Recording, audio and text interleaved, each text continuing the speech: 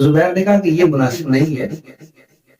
اس نے کہا چلو ٹھیک ہے، آپ جیب خرچ بھلے ماں باپ مجھے دیں، لیکن آپ میرے پرسنل اکاؤنٹ میں کچھ پیسے بھیجتے رہیے گا تاکہ میرے پاس بینک میں کچھ پیسے ہوں. تو یہ پیسے بھی اگر میرے پاس ہوں گے تو آپ ہی کے ہیں، آپ میرے شوہر ہو، میرا آپ کا کچھ الگ تو نہیں ہے. زبیر خیر بیوی کی فرمائش تھی، مان گیا، اس کا اکاؤنٹ کھلوا دیا. اس میں ٹھیک ہے میں تمہیں پیسے بھیجتا رہوں.